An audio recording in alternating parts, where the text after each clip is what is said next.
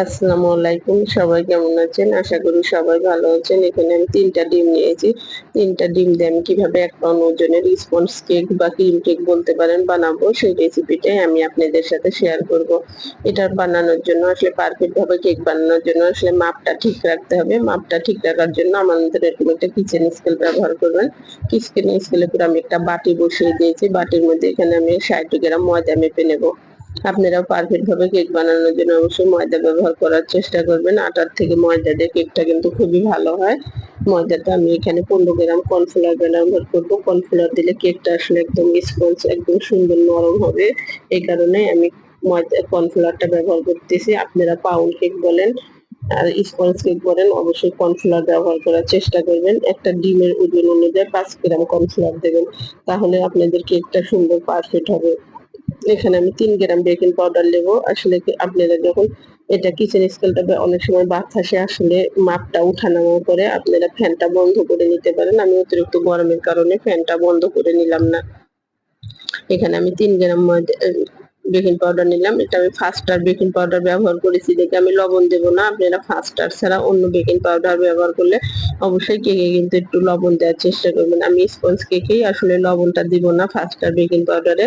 আমি pound cake বানালে অবশ্যই একটু লবণ ব্যবহার করতাম। এটা আমি হ্যান্ড মিক্স দিয়ে এভাবে দেখুন এভাবে মিশিয়ে নিলাম। মিশিয়ে এটা আমি রেখে দিয়ে এটা এখানে আমি চিনি মেপে নেব। এখানে আমার 75 গ্রাম চিনি লাগবে।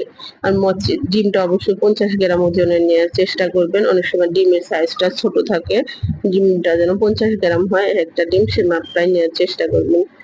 নিয়ে এখানে আমি ময়দাটা মেপে নেব, চেলে নেব। এই যে দেখুন মেপে নিয়েছিলাম আমি। এই যে ময়দা কর্নফ্লাওয়ার এটা আমি চেলে নিলাম একটা চালনি দিয়ে। ডিমটা আর আপনাদের ভাঙা দেখালাম না, ডিম টিনটা আমি ভেঙে নিয়েছি। এখানে আমি একটু ভ্যানিলা এসেন্স দিয়ে দিলাম। ভ্যানিলা এসেন্সটা ডিমের আঁশটা দুর্গন্ধ থাকে, এটা দূর হয়ে যাবে। এখানে আমি একটু চিনিটা ঢেলে দেবো, দিয়ে আমি একটা বিটার মেশিন দিয়ে বিট করবো। অবশ্যই আপনারা এই স্পঞ্জ কেক বানাতে হলে অবশ্যই বিটার মেশিন ব্যবহার করার চেষ্টা করবেন। এই যে দেখুন আমি বিটার মেশিন দিয়ে সুন্দরভাবে বিট করে নেব। বিট করাটা আমি আপনাদের দেখালাম না। এই যে দেখুন এভাবে এমন ভাবে বিট করতে হবে। এই যে দেখুন এটা যখন আমি এভাবে দিচ্ছি তখন কিন্তু এটা সাথে সাথে ডেবে যাচ্ছে না। আপনারা বিটটা খেয়াল রাখবেন, এভাবে করে নিতে হবে। একটু সময় লাগে আসলে বিট করতে। এখানে আমি ময়দাটা 2 বারে দিয়ে দিব। আপনারা একবারে দেওয়ার চেষ্টা করবেন না, দিয়ে আসলে আলতো আলতো ভাবে আমি এটা মিক্স করে নেওয়ার চেষ্টা করব। এই যে দেখুন এটা আস্তে আস্তে আমি ঘুরাচ্ছি আর এটা এইভাবে মিক্স করে নিচ্ছি। এই যে দেখুন এক পাশে ঘুরাবেন, কিন্তু চারপাশে ঘুরাবো না। আসলে যে কোনো কাজ কিন্তু আসলে ধৈর্যের ব্যাপার, কিন্তু আসলে ঘরের তৈরি খাবারটা কিন্তু আসলে স্বাস্থ্যসম্মত হয়। বাচ্চারা কিন্তু কেকটা কিন্তু আসলে খুবই পছন্দ করে। একটু কষ্ট করে হলেও যদি আমরা ঘরে তৈরি করে দিই, এটা কিন্তু স্বাস্থ্য সম্মত খাবারটা বাচ্চারা খেলো। এই যে দেখুন এটা এইভাবে ঘুরিয়ে ঘুরিয়ে নিয়ে নিলাম। নিয়ে এখানে আমি 5 গ্রাম হালকা কুসুম গরম পানি দেব। পানিটা একদম খুব অতিরিক্ত গরম দিবেন না, আমি হালকা কুসুম গরম পানি দিয়েছি। এখানে পানিটা এইভাবে দিয়ে এটা আমি ভালোভাবে মিশিয়ে নিলাম। নিয়ে একটা মোল্ড নিয়েছি, মোল্ডের মধ্যে একটু তেল দিয়ে দিলাম। তেলটা দিয়ে এভাবে আমি ভালোভাবে এইভাবে তেলটার পাশে, মোল্ডের পাশটা কিন্তু মুছবো না, আমি শুধু এভাবে নিচটা মুছলাম। এখানে আমি একটা এই যে কাগজ কেটে নিয়েছিলাম, এই মোল্ডের মাপে আমি কাগজগুলো আসলে একবারে কেটে নিয়ে এই কাগজটা বসিয়ে দিলাম। দিয়ে কেকের ব্যাটারটা একটু উপর থেকে ঢালার চেষ্টা করবো। এই যে দেখুন আমি উপর থেকে ঢেলে নিচ্ছি। আপনারা যদি আমার পুরো ভিডিওটা ভালোভাবে দেখেন তাহলে বুঝতে পারবেন আমি কেকটা ক্রিম থেকে লাগানো থেকে শুরু করে আমি সম্পূর্ণ ভিডিও আপনাদের সাথে মাপ দিয়ে শেয়ার করার চেষ্টা করেছি। এখানে আমি একটা কাঠি দিয়ে ভাবে কেকের ভিতরে আসলে স্পঞ্জ কেক যখন আমরা কেকটা বিট করি তখন কিন্তু অনেকটা হাওয়া ঢুকে যায়। কাঠি দিয়ে ভাবে হাওয়াটা বের করার চেষ্টা করলাম। বের করার এদিকে আমি 5 মিনিট আগে চুলায় একটা পাতিল বসিয়ে দিয়েছি। পাতিলের মধ্যে একটি স্ট্যান্ড বসিয়ে দিয়েছিলাম। পাতিলটা যখন 5 মিনিটের মতন গরম করে নেব, নিয়ে চুলার আঁচটা আমি মিডিয়াম আঁচে রেখে এই দেখুন এটা ঢাকনা দিয়ে ঢেকে দিলাম। আর ওই কাঁচের ছিদ্রটা আমি একটা টিস্যু দিয়ে বন্ধ করে দিয়েছি। 28 মিনিট পর আমার কেকটা একদম, এটা আপনার 28 থেকে 30 মিনিটের মধ্যে আপনার এই কেকটা হয়ে যাবে। আপনি যদি চুলার জালটা একদম পারফেক্ট ভাবে থাকে। এই যে দেখুন কেকটা আসলে স্পঞ্জ কেক যখন খোলা মাত্র কিন্তু একটু ডেবে যায়। আপনারা আসলে আমি বের করে সাথে সাথে আমি একটা তয়লাতে ঢেকে রেখে দেবো। এই যে দেখুন আমি বের করে একটা তয়লাতে আমি ঢেকে রাখার চেষ্টা করতেছি। আর এদিকে আমি এটা ঠান্ডা হতে হতে আমি ক্রিমটা বিট করে নেব। ক্রিমটা অবশ্যই আপনারা কেকটা অবশ্যই আপনারা সকালে বানিয়ে নিতে পারেন, কিন্তু আসলে আপনাদের আমি দেখানোর সূত্রে আমি সকালে বানালাম না। সকালে বানিয়ে আসলে কেকটা ঠান্ডা হলে কাটতে কিন্তু বেশি সুবিধা হয়। এই যে ক্রিমটা নিয়ে নিচ্ছি আমি এখানে 218 গ্রামের মতন ক্রিম নিলাম। আমার সম্পূর্ণ মাপটা সহকারে আপনাদের দেখাচ্ছি। এখানে 275 গ্রাম ক্রিম লাগবে। আমার ক্রিম আসলে একটু বিট করা আছে। আমার ডিপ ফ্রিজে ক্রিমটা যদি একটু বাড়তি হয় অনেক সময় আপনারা ফেলে দেবেন না। ডিপ ফ্রিজে একটা মুঠা লাগে একটা ভালো বক্সে কিন্তু আপনারা রেখে দেবেন, তাহলে কিন্তু এখানে আমি ভ্যানিলা এসেন্স ব্যবহার করলাম 1 চামচ, আর এখানে আইসিং সুগার ব্যবহার করবো। আইসিং সুগারটা আমি প্যাকেটে থেকে ঢেলে একটা কাঁচের বয়ামে ঢেলে রেখেছি। এই দেখেন ক্রিমটা এইভাবে বিট করে নিয়েছি। দেখেন ক্রিমটা যখন এইভাবে বুঝতে পারবেন যে দেখেন ক্রিমটা কত সুন্দর হয়েছে। ক্রিমটা বিট করার পর অবশ্যই আপনারা একটু ফ্রিজে রেখে দেবেন। ফ্রিজে রাখলে ঘন্টা খানেকের জন্য ফ্রিজে রাখলে ক্রিমটা কিন্তু আবার সুন্দর হয়। ক্রিমটা ব্যবহার করতে একটু আমি সাদা ক্রিম উঠিয়ে রাখলাম। এই সাদা ক্রিমটা দিয়ে আমি কেকের পাশের বর্ডারটা দেব, পাশের উপরের বর্ডারটা দেব। আপনারা ফুল দিতে পারেন, আজকে আমি বর্ডার দেব কেকটার। এখানে আমি একটু আমার এই যে গোলাপি কালার ক্রিম ছিল, আর এখানে আমি একটু গোলাপি রং আর একটু সবুজ রং মিশালে এটা কিন্তু একদম সুন্দর একটা পার্পেল কালার হবে। পার্পেল কালারটা আমার কাছে খুবই ভালো লাগে। আমার মেয়ে চয়েস করেছে আজকে পার্পেল কালার বানাতে। ওর আব্বুর জন্মদিন উপলক্ষে কেকটা যেহেতু বানাচ্ছে, এজন্য বলতেছে আম্মু তুমি পার্পেল কালার দাও। এই কারণে আমি পার্পেল কালার দিলাম, আর ভিডিওটাও আমি আপনাদের সাথে শেয়ার করলাম। এই যে সবুজ আর গোলাপি রং দিয়ে এটা আমি সুন্দরভাবে এই যে দেখুন এটা মিক্স করে নিচ্ছি। এটা এই যে কেকে যখন আপনারা যখন ক্রিমে যখন রং দিবেন ক্রিমটা কিন্তু একটু নরম হয়ে যাবে, আপনারা একটু ফ্রিজে রাখার চেষ্টা করবেন। এই যে দেখুন এটা কত সুন্দর, এই যে পার্পল কালারটা আসলে আমার কাছে খুবই ভালো লাগতেছে। আমার মেয়ে যেহেতু পছন্দ করেছে দিয়ে দিলাম। ফ্রিজে কিন্তু কেকটা একটু ক্রিমটা নরম হয়ে যায়, আধা ঘন্টার মতন ফ্রিজে রেখে দিলে, নর্মাল ফ্রিজে রেখে দিলে কেকটা কিন্তু আবার সুন্দর মতন ক্রিমটা যদি আবার সেট হয়ে যায়। একটা আমি বোর্ড নিয়ে নিলাম এই কেক বসানোর জন্য। বোর্ডটা আমি আপনাদেরকে মেপে দেখাবো। বোর্ডটা এখানে 108 গ্রাম হয়েছে। আমার কেকটা কতখানি হবে সেটাই দেখাবো। এদের কেকটা কিন্তু আসলে অনেকটা আমার ডেবে গিয়েছে। এই যে দেখুন দিয়ে এখানে এখন চাকু দিয়ে আমি সুন্দর করে চারপাশটা খুলে নিয়েছি। নিয়ে দেখেন কেকটা আমি মোল্ডার থেকে ঢেলে নিয়েছি। এই যে নিচেকার কাগজটা এভাবে তুলে ফেলে দেবো। এটা দিয়ে আপনারা 2 স্লাইসে করতে পারেন, আমি 3 স্লাইস করবো কেকটা। এই যে দেখুন আমি পাতলা পাতলা করে 3টা স্লাইস করবো।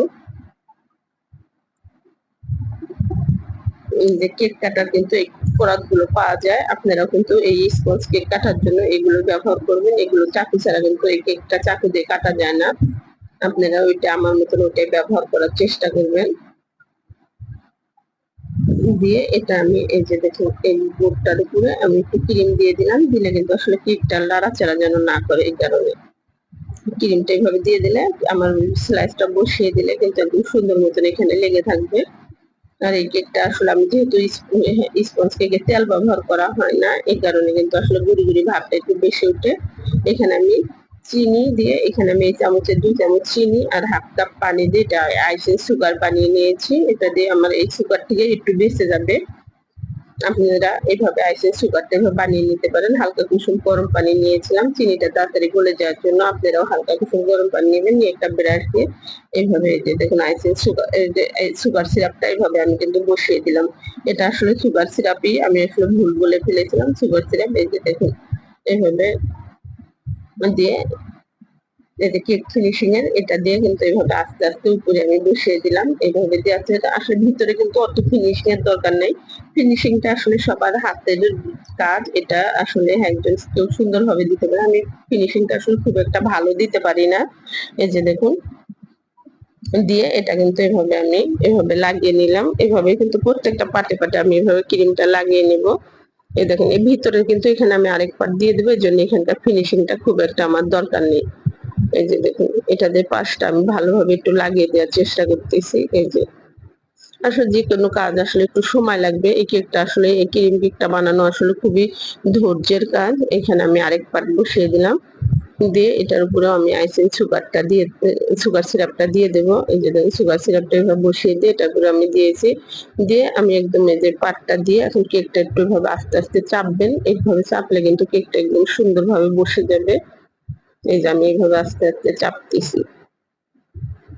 আসলে যে কোনো কিছু আসলে আমরা চেষ্টা করলে আসলে সবই করতে পারি। আপনারা আমার পুরো ভিডিওটা দেখলে আপনারা বুঝতে পারবেন আমি কিভাবে বানালাম। আমি একটা গ্লাসের মধ্যে একটা পাইপিং ব্যাগ নিয়েছি। পাইপিং ব্যাগের মধ্যে আমি এই যে ক্রিম দিয়ে দিচ্ছি। পাইপিং ব্যাগের মধ্যে ক্রিমটা দিয়ে আমি এখন ক্রিমটা এভাবে অবশ্যই পাইপিং ব্যাগের মধ্যে দিয়ে এভাবে দিয়ে উপরে পাটটা দিলে আপনারা এভাবে দেন। আমি মোটা করে কেটে নিয়েছি পাইপিং ব্যাগের ছিদ্রটা। এই পাইপিং ব্যাগটা আমি এর আগেও ব্যবহার করেছিলাম, এই জন্য আর কাটাটা আপনাদের দেখালাম না আমি।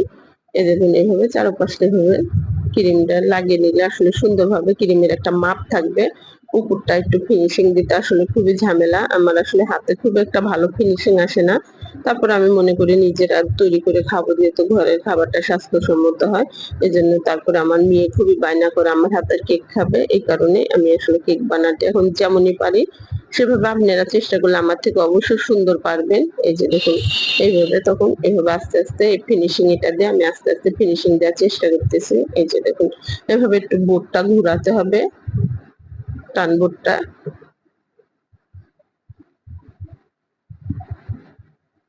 এই যে দেখুন কেকটা ক্রিমটা যেটা বাড়তি হবে ওটা উঠে যাবে, এটা কিন্তু আসলে ক্রিমটা এ পর্যায়ে কেকটা কিন্তু আপনারা আসলে ফ্রিজে রেখে দিতে পারেন। একটা টিস্যু দিয়ে আমি চারপাশটা মুছে নিলাম, একটু ফ্রিজে রেখে দিলে ক্রিমটা যখন আবার শক্ত হয়ে যাবে তখন ফিনিশিংটা দিলে কিন্তু আসলে খুবই সুন্দর হয়। আমি এটা আসলে এভাবে হালকা একটু ফিনিশিং দিয়ে আমি একটা কার্ড নিয়ে নেব, কার্ড দিয়ে ভিজিটিং কার্ড দিয়ে ফিনিশিং দেওয়ার চেষ্টা করব। আমি এটাতে ভালোভাবে ফিনিশিং দিতে পারি না, আমি ভিজিটিং কার্ডটা দিয়ে আমি একটু ফিনিশিং দেওয়ার চেষ্টা করি। এই যে চারপাশটা আগে একটু ঘুরিয়ে নিলাম, এই যে দেখুন এভাবে দেওয়াতে কিন্তু ফিনিশিংটা খুব সুন্দর আসতেছে। আমি যতটুকুই পারি ততটুকুই আমি সন্তুষ্ট এতে, যেহেতু আমার এতটুকু আমি মনে করি যেহেতু নিজেরা ঘরে তৈরি করে খেলে কিন্তু আপনারা চেষ্টা করলে অবশ্যই আপনারা ভালোভাবে বানাতে পারবেন। এই যে দেখুন তখন এটা দিয়ে আমি আস্তে আস্তে এভাবে উপরটা এভাবে মুছবো, আর একটা টিস্যুর সাথে কিন্তু এটা এভাবে মুছে নেওয়ার চেষ্টা করবেন, তাহলে দেখবেন আস্তে আস্তে ফিনিশিংটা খুবই সুন্দর এসে যাবে। এই যে দেখুন এভাবে সাথে সাথে কিন্তু টিস্যু দিয়ে এটা মুছে নিতে হবে।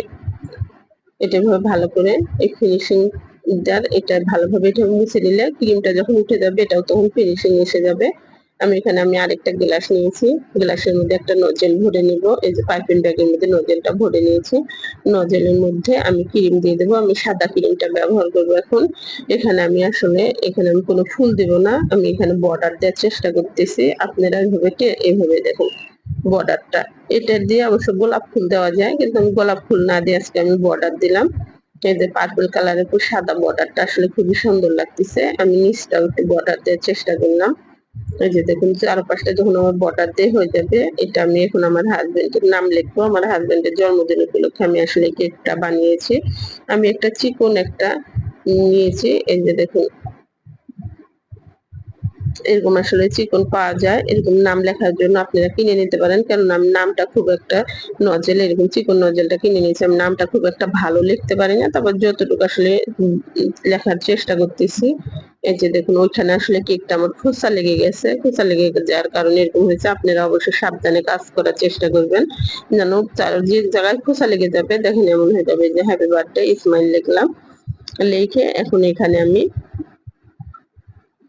এই যে দেখুন পুঁতি বসিয়ে দেবো। পুঁতি বসিয়ে দিলে আসলে খুবই সুন্দর লাগে, এখানে সাদা পুঁতি আর গোল্ডেন পুঁতি বসিয়ে দিলাম। আপনাদের কাছে আমার কেকটা কেমন হয়েছে অবশ্যই কমেন্ট করে জানাবেন, আর আমার রেসিপিটি ভালো লাগলে অবশ্যই আমাকে একটা লাইক দেবেন, লাইক দিয়ে আমার চ্যানেলটি সাবস্ক্রাইব করে দেবেন। ভিডিওতে যদি কোনো ভুল ত্রুটি হয়ে থাকে অবশ্যই কিন্তু ক্ষমা করে দেবেন। আর এই দেখুন কেকটা আমি মেপে দেখাবো কেকটার ওজনটা কতটুকু হয়েছে। 450 গ্রামে আসলে 1 পাউন্ড ধরে। আমার এখানে যেহেতু বোর্ডটার ওজন আছে 108 গ্রাম, এখানে 696 গ্রাম হয়েছে। এতে কিন্তু আপনারা বুঝতে পারতেছেন এখানে কেকটা